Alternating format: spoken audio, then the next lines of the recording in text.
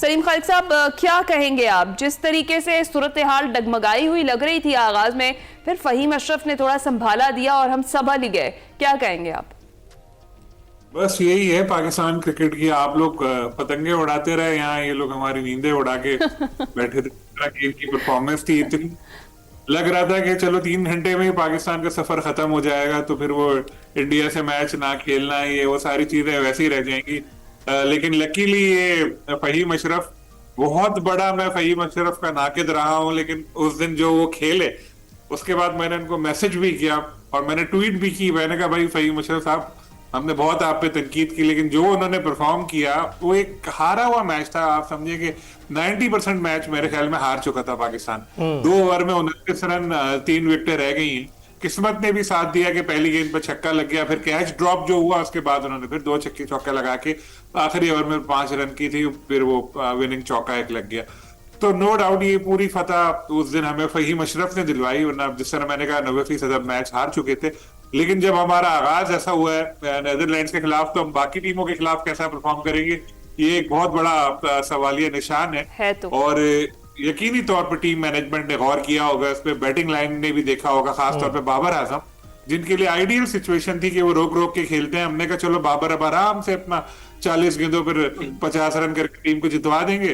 पता चला उनको भी क्या हुआ कि छक्का मारने के चक्कर में वो आउट हो गए। और उस्मान का आपने जिस तरह जिक्र किया, शुरू में अगर हमारे जो टॉप बैटर्स थे उन्होंने अच्छा खेल पेश किया था, वो नहीं होता तो मैच तो बिल्कुल ही हाथ से निकल गया था। ओवरऑल परफॉर्मेंस हमारी बहुत खराब थी। आप समझिए कि एक जितवा दिया, दुआओं की वजह से जीत गए। लेकिन अब ये सोच लें आप कि नेदरलैंड के मैच में दुआओं की जरूरत पड़ गई तो आगे तो इंडिया से और भी बिल्कुल। आप यूसुफ साहब, आप क्या सोचते हैं कि नेदरलैंड्स के खिलाफ हमारी ये कारकर्दगी थी, फ्लॉ किधर था, गलती कहां थी? सिर्फ बैटिंग लाइनअप का मसला था या बॉलिंग में भी मसाइल थे? देखिए नहीं, पाकिस्तान का मैच जब भी आपने देखना तो अपने साथ ब्लड प्रेशर की गोलियां आप जरूर रखा करें। माजी की रवायत तो यही रही है और पाकिस्तान की टीम जब भी किसी मेगा इवेंट में आती है इस तरह की सरप्राइज परफॉर्मेंस हमें देखने को मिलती है। बॉलिंग में मेरे ख्याल में पाकिस्तान की टीम को थोड़ा सरप्राइज मिला आईसीसी की जानब से, क्योंकि पाकिस्तान की टीम के पास तो टॉप क्वालिटी स्पिनर्स थे, जबकि जो पिचेस थी वो लग रही थी कि जैसे जो सीमस फ्रेंडली हैं, जिस पर शहीन अफरीदी को ज्यादा अच्छे परफॉर्मेंस देने की जरूरत थी। लेकिन उन्होंने कोशिश की, लेकिन जो तवक्कुआत थी उसके मुताबिक परफॉर्म नहीं कर पाए। बाबर आजम यकीनी तौर पर उनसे बहुत ज्यादा हमें उम्मीदें वो बस्ता होती हैं, हर बार ही मैच में अच्छा परफॉर्म करेंगे, सरप्राइज करेंगे लोगों को, लेकिन हर बार ही उनकी तरफ से इतनी ज्यादा अच्छी परफॉर्मेंस अभी तक देखने को नहीं मिली।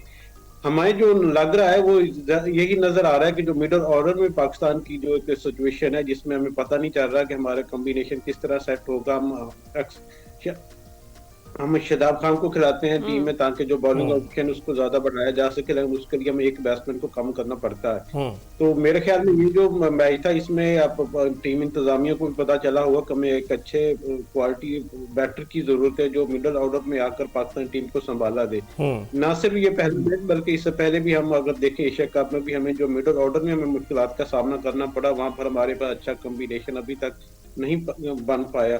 उस्मान खान से हम तो बात रखते हैं कि वो फतेहगढ़ इनिंग्स खेलेंगे, लेकिन एक आध इनिंग्स में तो उन्होंने पाकिस्तान के लिए कुछ बेहतर परफॉर्म किया, लेकिन मजमूई तौर पर अभी तक पाकिस्तान के लिए थोड़ा लम्हा फिक्री है। ये तो है, आप दुरुस्त कह रहे हैं यूसुफ नबी साहब। यही चीज आगे लेकर चलते हैं। सलीम खालिद साहब, आपको लगता है कि बाकी ग्रुप मैचेस में किसी भी किस्म की गलती की गुंजाइश है पाकिस्तान के पास? और जिस तरह से हमारा अगला मैच है अमेरिका के खिलाफ, कल खेलना है हमने, उसमें भी क्या अगर यही सूरत हाल बरकरार रही तो वो पहले वाला हमें याद आ जाएगा अपना मैच अमेरिका वाला? तो क्या वैसे ही सूरत हाल बनती हुई देख रहे हैं अगर इसी तरह की परफॉर्मेंस रही? देखिए, डर तो लगा रहेगा क्योंकि अमेरिका की टीम इंडिया के खिलाफ भी अच्छा खेली है और अमेरिका की टीम हमें हरा चुकी है पिछले वर्ल्ड कप में। तो जिस तरह की हमारी पहले मैच में परफॉर्मेंस रही, खदशा तो रहेंगे, खदशा तो, लेकिन आई होप कि टीम अब जो पिछले मैच में जो उन्होंने किया गलत उससे सबक सीखा होगा और अब थोड़ा बेहतर परफॉर्मेंस उनकी सामने आएगी। क्योंकि देखिए हमारे पास तो गलती की गुंजाइश है ही नहीं, इंडिया वाली अनसर्टेनिटी अभी बरकरार है, तो हमें अपने बाकी तीनों मैचेस तो जीतने ही जीतने हैं। तो होपफुली कल जो मैच हमारा हो रहा है उसमें बेहतर परफॉर्मेंस सामने आएगी, बैटिंग लाइन की तरफ से जिम्मेदारी का मुजाहरा करेगी, खासतौर पे जो हमारे सीनियर प्लेयर्स हैं। मैं पहली बार ये चीज देख रहा हूँ, अमूमन ऐसा होता है, हम बाबर को ये कहते हैं कि सोशल मीडिया वॉरियर्स उनके बहुत हैं और उनको हमेशा सपोर्ट करते हैं, लेकिन पहली बार मैंने ये देखा कि जो पाकिस्तान का पिछला मैच था, उसके बाद बाबर आजम के खिलाफ बहुत ज्यादा सोशल मीडिया पे बैशिंग हुई और बहुत सारे लोग उनको कह रहे थे इसको टीम से निकालो, और बहुत ज्यादा मतलब हुआ। फर्स्ट टाइम मैंने ये देखा। तो बाबर को खुद भी ये रियलाइज करना चाहिए कि अब तक जो खेल रहे हैं वो नाम पर खेल रहे हैं। बिग बैश में जैसी परफॉर्मेंस थी, हम लोग उसके बावजूद उनको बैक कर रहे थे कि उनको होना चाहिए, क्योंकि हमारे पास यहाँ पाकिस्तान में ऐसे प्लेयर अभी भी नहीं मौजूद जो उनकी जगह ले सके। लेकिन अब उनको, बाबर को चाहिए कि कम से कम एवरेज परफॉर्मेंस तो दिखाएं। जैसे पिछले मैच में मैंने कहा, आइडियल उनके लिए सिचुएशन थी कि मार धाड़ करनी नहीं थी, सुकून का टारगेट था, आराम से खेलते, नहीं किया।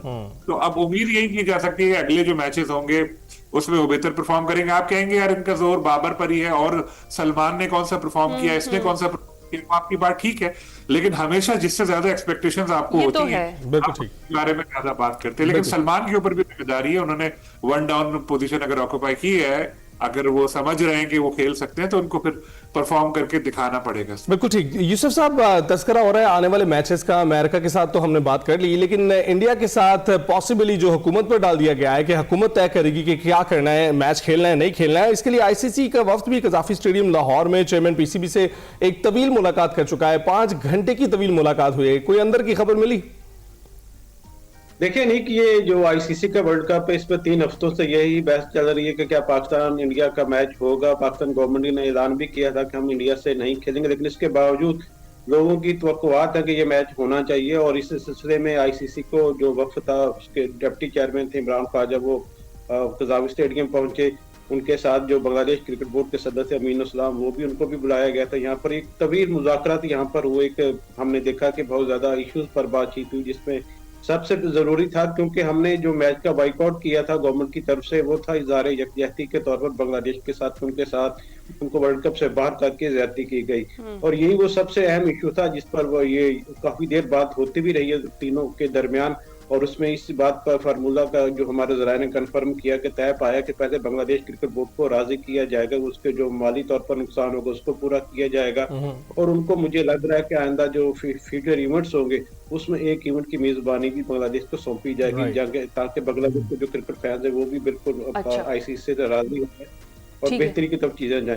सही है। सलीम भाई साहब, आप भी यही समझते हैं कि डिसीजन जो है, जो क्योंकि यूसुफ अंजुम साहब और आपसे हम दोनों से ही बात कर रहे थे और एक्सपेक्ट कर रहे थे कहीं ना कहीं, आप दोनों यही कह रहे थे कि हो सकता है कि कुछ चांसेस पैदा हो जाएं और ये वाला मैच हो जाए, लेकिन अब जिस तरह की मिन्नतें कर रहे हैं, घर तक आ गए हैं, तो आपकी पॉसिबिलिटी जिस तरह से यूसुफ अंजुम साहब कह रहे हैं कि दिखाई दे रही है मैच होने की, आपको भी ऐसा ही लग रहा है? देखिए, हमारा तो कोई झगड़ा था ही नहीं ना। हमारे कहने पर उन्होंने हाइब्रिड मॉडल पे हमारा मैच श्रीलंका में रख दिया था। तो आए इस मामले में इसी वजह से कि हमारा जो बांग्लादेश हमारा दोस्त मुल्क है, उनके साथ इन्होंने गलत किया कि पहले उनका जायज मुतालबा नहीं माना, फिर उनको इवेंट से ही बाहर कर दिया। तो अब ये मुज़ाकरात में बांग्लादेश को आने का, शामिल करने का मकसद भी यही था कि उनके साथ कुछ अच्छा हो। तो क्योंकि माली तौर पर बड़ा उनको नुकसान होगा इवेंट में शिरकत ना करने का, उनके प्लेयर्स को भी बहुत नुकसान होगा। तो अगर आईसीसी उनको कॉम्पनसेट कर देती है, अच्छा, उनके प्लेयर्स को भी पैसा मिल जाता है और बांग्लादेश उस पर मुतमईन है, तो फिर पाकिस्तान अगर अपना फैसला चेंज कर रहा है तो उसमें कोई गलत नहीं है, कोई बुराई नहीं है, क्योंकि हमारी तो बात ही, लड़ाई यही थी, हमारा पॉइंट यही था कि बांग्लादेश के साथ गलत हुआ है। बांग्लादेश कॉम्पनसेट होकर बांग्लादेश अगर सेटिस्फाई हो रहा है तो बिल्कुल ठीक है। लेकिन देखते हैं, अभी तो मुलाकातें हुई हैं, बहुत बड़ी लंबी मीटिंग चली, अब दोनों चले गए, बांग्लादेश क्रिकेट बोर्ड के सदर भी वापस चले गए और आईसीसी जो ऑफिशियल आए थे वो भी वापस चले गए। वो आईसीसी को बताएंगे, ये बांग्लादेश क्रिकेट बोर्ड वाले अपनी गवर्नमेंट को बताएंगे, डिस्कशंस होंगे, उसके बाद कोई ना कोई फॉर्मूला बनेगा। होपफुली आज ही कोई डिसीजन शायद सामने आ जाए। और अभी तक बज़ाहिर ऐसा लग रहा है कि शायद इंडिया पाकिस्तान का मैच हो जाए, क्योंकि आईसीसी को बहुत ज्यादा फिक्र है, क्रिकेट की फिक्र नहीं है। अगर ये मैच पाकिस्तान कहता है कि हम श्रीलंका के साथ नहीं खेलेंगे, तो आईसीसी बोलता है हाँ ठीक है, ना खेलो, कोई मसला नहीं। इधर इसलिए मसला है इनको कि $250-300 मिलियन या उससे भी बहुत ज्यादा नुकसान का इनको खतरा है। तो इसीलिए मिन्नतों पर आ गए। पहले तो कह रहे थे ये कर देंगे वो कर देंगे, आप कह रहे हैं भाई खेल लो, प्लीज खेल लो। बिल्कुल ऐसा ही है। तो यूसुफ साहब, आपको लगता है ये एक आधा मैच तो हम छोड़ ही सकते हैं, कि ऐसा भी पॉसिबिलिटी आईसीसी जो है वो मुमकिन बनाएगी कि ना हो? बिल्कुल नहीं, ऐसी कोई सूरत नजर नहीं आ रही, क्योंकि आईसीसी की तो ख्वाहिश है कि पाकिस्तान की टीम अगर किसी और से खेले या ना खेले, लेकिन इंडिया के साथ मैच जरूर हो, क्योंकि यही उनकी आमदनी का जरिया है। अगर इंडिया पाकिस्तान का मैच नहीं होगा तो फिर वो खाएंगे कहाँ से, कमाएंगे कहाँ से, और अपना जो सिलसिला एक चल रहा है वर्ल्ड बॉडी को, उसको चलाने के लिए कहाँ से उनके पास पैसा आएगा। इंडिया पाकिस्तान का मैच ही उनके लिए रेवेन्यू का सबसे बड़ा सबब है और इसलिए उनकी पूरी कोशिश है कि इंडिया पाकिस्तान का मैच हो जाए। जिस तरह के रात मुज़ाकरात हुए हैं, इसमें कुछ चीज़ों पर एग्री किया है इमरान ख्वाजा ने कि पाकिस्तान और बांग्लादेश के जो तहफ़्फ़ुज़ात हैं उनको मैं उनकी हिमायत करता हूँ और उन्होंने इस बात की यकीन दहानी भी करवाई है कि दोनों बोर्ड के जो भी तहफ़्फ़ुज़ात हैं, जो भी इश्यूज हैं, इनको आईसीसी के साथ मिलकर हल करने में अपना किरदार जरूर अदा करेंगे।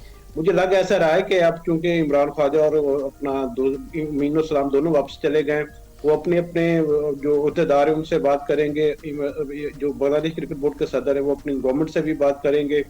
इमरान ख्वाजा आईसीसी के जो जयशा और बाकी जो लोग उनके हमसे बातें करेंगे और 1 या 2 रोज में यकीनी तौर पर इस हवाले से बड़ा ब्रेक थ्रू सामने आ सकता है। और फिर हमारा चूंकि फैसला गवर्नमेंट ने करना है पाकिस्तान ने, कि उन्होंने हमें मना किया था हम इंडिया के साथ खेलने से। अब जो पीसीबी के चेयरमैन मोहसिन नकवी साहब हैं, वो वज़ीर-ए-आज़म से आज या कल में मिलने वाले हैं, जिसमें वो जो तमाम तफसीलात होंगी इस मीटिंग की वो शेयर करेंगे और उसके बाद उम्मीद की जा सकती है कि वज़ीर-ए-आज़म अपना फैसले को बदलते हुए तमाम हालात को देखते हुए ज़ाहिर यकजहती के तौर पर बांग्लादेश के राजी होने के बाद उनकी रजामंदी से पाकिस्तान ये मैच का फैसला खेलने का जरूर इसका ऐलान करें। ठीक, यानी वैसे जो भी सूरत हाल बनेगी अब हमें कोई फिक्र नहीं है। मजा तो हमें बहुत आया क्योंकि वहां तक की जो चीखें की आवाजें है ना, वो यहाँ तक जरूर हम तक पहुंच रही हैं और जिस तरीके से घर तक आकर मिन्नतें कर रहे हैं, जो अपने घर में बैठे हुए ये बात कर रहे थे कि इनको मुकम्मल तौर पर बैन करवा देंगे, ये कहीं क्रिकेट नहीं खेल सकेंगे और ये इस तरह की बहुत सारी बातें, घर के शेर बाहर आते ही ढेर। हाँ, और अब वाकई पाकिस्तान आकर उनकी तो बोलती बंद हो गई है। लेट्स सी कि क्या डिसाइड करती है हमारी गवर्नमेंट, क्या डिसाइड करती है और किस तरीके से फैसला किया जाता है। सलीम खालिक साहब, एक और अपडेट जो कि आज मुल्तान सुल्तान्स के हवाले से होनी है कि उनकी जो फरोख्त है उसके लिए नीलामी होगी आज, तो क्या एक्सपेक्ट करें हम कि अली तरीन जिन्होंने 1 अरब 34 करोड़ की टीम छोड़ी थी, अब वो उसको दुगने तिगने दामों में खरीदने के लिए क्या तैयार होंगे? देखिए 1 अरब 8 करोड़ उनकी टीम की वैल्यू थी, जो वैल्यूएशन नहीं कराई पीसीबी 1/34 हो के, उनको 1/34 में टीम लेने का बड़ा अच्छा मौका मिला था, लेकिन वो बहुत बड़ी बड़ी बातें की, लड़ाइयां की सबसे, और पीसीबी ने भी उनको पूरा घर तक छोड़कर आया। हाँ। ना उनका कॉन्ट्रैक्ट खत्म किया, पूरा टाइम पूरा होने दिया, जब टाइम खत्म हुआ तो कॉन्ट्रैक्ट ऑलरेडी खत्म हो गया वैसे ही। उसके बाद जो नई वैल्यू टीमों के लिए आए तो पीसीबी ने डिस्क्वालीफाई नहीं किया, कहा आओ, वहां वो खुद 45 मिनट पहले चले गए छोड़ के, तो पीसीबी ने भी उनको हीरो नहीं बनने दिया, विक्टिम कार्ड नहीं खेलने दिया। अब यहाँ आए तो आए, अब बहुत ही, अब कितने अकलमंद आदमी होगा जो 1/34 की टीम छोड़ के अगर 2 में ले या 1/90 में भी अगर ले तो आप सोच ले, लेकिन पैसा उनके पास बहुत है, पैसा उनके लिए मसला नहीं है। अगर ईगो पे बात आ गई तो वो तो 3 अरब की भी टीम खरीद लेंगे। तो लेकिन बात यही है कि सोचने की बात जो हमारे आपके जैसे जहनों में आ रही है कि यार फिर वो टीम छोड़ी क्यों थी।